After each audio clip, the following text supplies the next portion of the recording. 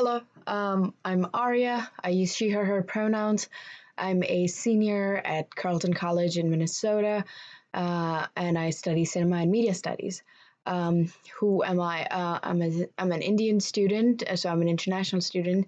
I lived in Japan for high school, so I was living in Japan for about 3 years before moving to the United States for college, and I've been here ever since. I want to be a Watson Fellow because I think the mission and vision of this fellowship aligns perfectly with what I want to do and what I believe in, what I'm interested in. So, my proposal and my project is about trying to explore different ways people grieve. And I think that's too broad of a motive. So I have narrowed it down to the forms of rituals or the ways of ritualizing emotional grief after the death of somebody. Um, why I want to do this project is because I had an experience a few years ago, not even a few years ago, a couple years ago. My father suffered a brain infection that put him in a long term coma.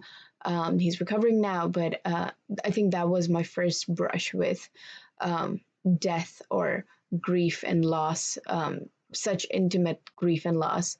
In a long time, all my grandparents died when I was very young. Never, I didn't have to face something like this until a few years ago. And then I realized, I remember thinking to myself constantly, this is not happening, or this only happens in movies, or this doesn't happen to normal people like me, it happens to others.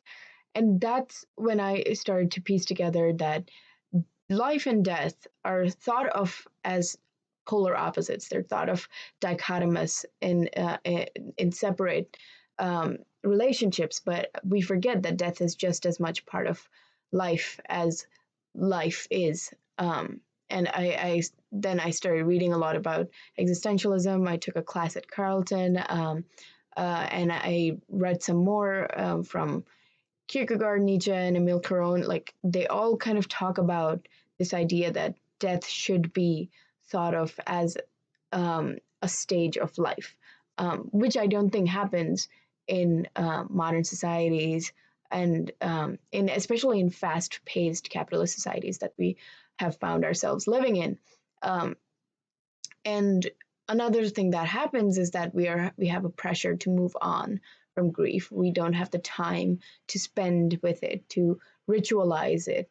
And that's when I realized that this is a project that I really want to work on. I want to explore different people's ways of ritualizing their grief, ritualizing their death, and finding some sort of closure.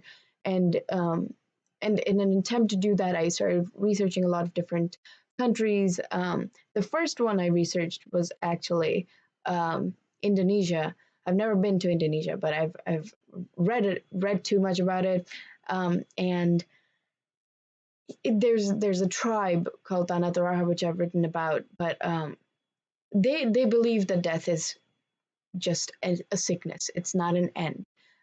So the person, even if they're dead, they can hear you. They can have you can have a conversation with them. They just can't reply.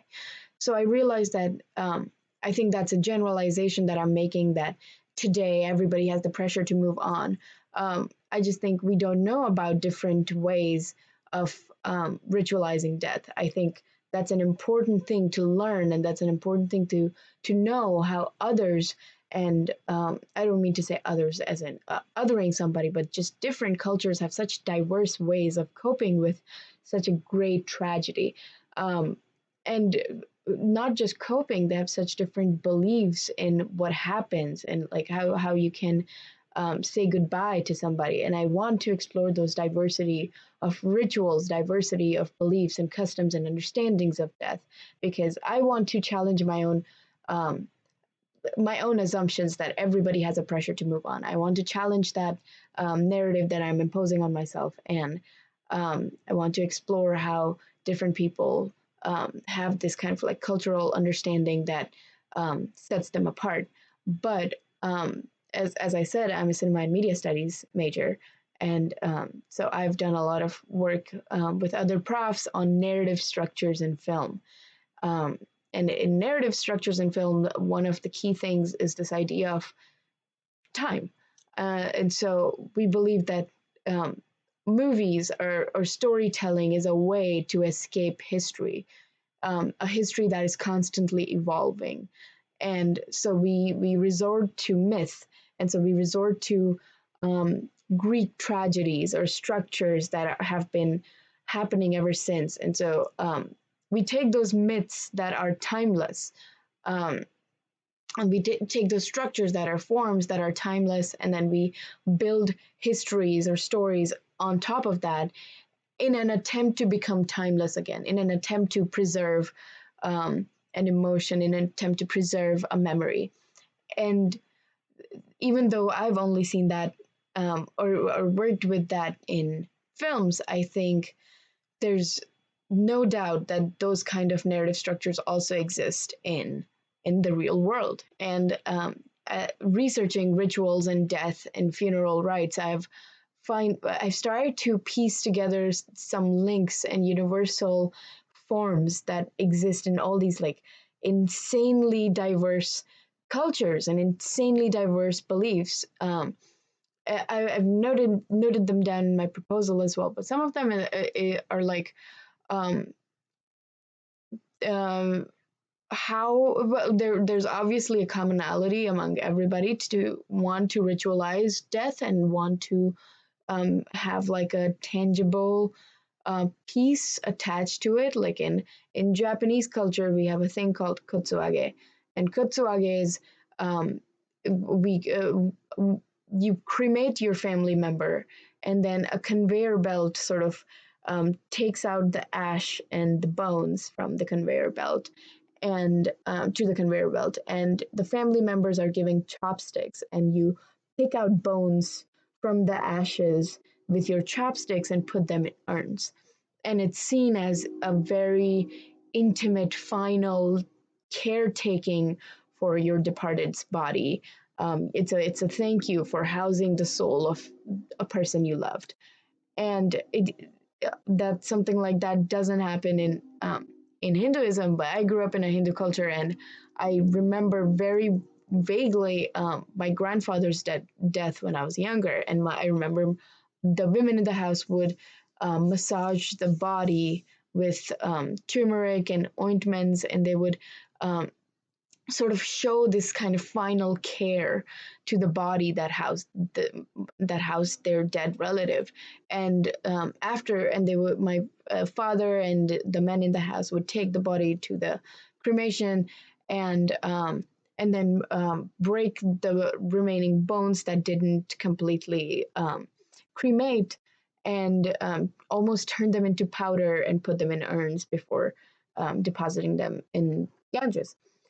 And it's not the same way, but the basic form that underlays the funerals in both these cultures are very similar, and they're very impacted by history, by politics, how we take care of a body, climate.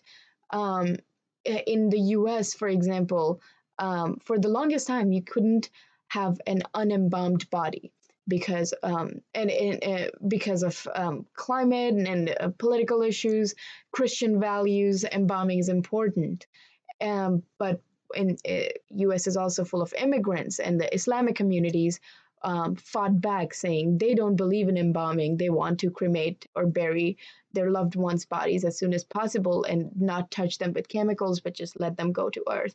And that's their way of ritualizing. And after years, the law was lifted. After years of Islamic communities fighting, um, and I realized death is not so simple. It's not just a part of life. It's political. It's gendered. It's racial. Uh, there's just so much to see, and of course, this Watson is not. I'm not going to be able to see all of it, but I do want to experience um, or explore these different ways of saying goodbye, these different ways of ritualizing, creating myths out of history, trying to preserve the memory of a dead loved one, trying to preserve the memory of their body, of their generational memories. So your children will remember their grandfathers, and there's so much to see there. And so I want to travel to. Um, the first place I want to go to is Mexico. Mexico has a wonderful culture of ritualizing sites of death, and of course, everybody knows Dia de los Muertos. It's a life and death, living and dead are in very close proximity, which I find fascinating. And even in through a friend who lives in Mexico, I've been able to secure a translator and an interpreter who will be able to help me um, go around Mexican rural countryside and see these makeshift graves that you would observe in Mexico on roadside accidents. And then I plan to go to Spain, where um, I have plans to visit Altima, which is a funeral company, and it's the biggest funeral company in Spain. Handles 80% of Spanish deaths, and they have graciously accepted for me to visit in the foreseeable future if I have the privilege of getting the Watson year. And then I plan to go to Iceland, where I will be visiting their morning newspaper, which is famous for community obituaries. So multiple people can send obituaries for one person, and it's always printed in the morning paper. And I'm still pending on the approval, but I do plan to go to Iceland, Portugal. Um, Portugal has a similar, very communal way of grieving, and I think that's a fascinating link between Iceland, Portugal, and Spain. Um, and then I plan to go to Asia, specifically in Indonesia and Taiwan, as I've talked about Tanah Toraja.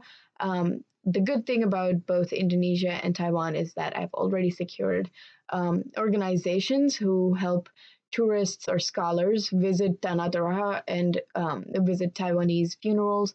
And it's a paid package, and you can interact with the locals and observe um, funerals very intimately. And so Indonesia, and then Taiwan, and then I finally plan on ending on South Africa, where I have a family friend who moved from India to South Africa and has agreed to host me until my research is over. I think the last thing I want to add is that Watson is the perfect combination, perfect um, fellowship for me, because the, it's doesn't require or demand a tangible outcome, because and I don't want to provide that kind of a film footage um, or a very intense documentation of these events, because sometimes as an outsider invading somebody's funeral or customs can be painful, can be intrusive. And so I personally simply want to observe those. I will have a digital camera, and with people's permissions, if they allow me, I will be able to document some of them. But that's not a motive that I'm going for. I want to simply observe these ritualizations. I want to um, embrace the feeling, the environment of it. I want to be in the present of grief, emotional values of those families.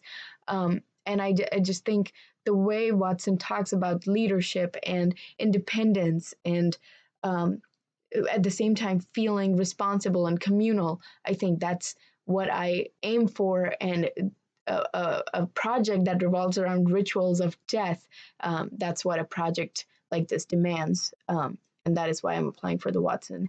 Thank you so much. I am incredibly grateful for this opportunity. And thank you for your consideration. Thank you.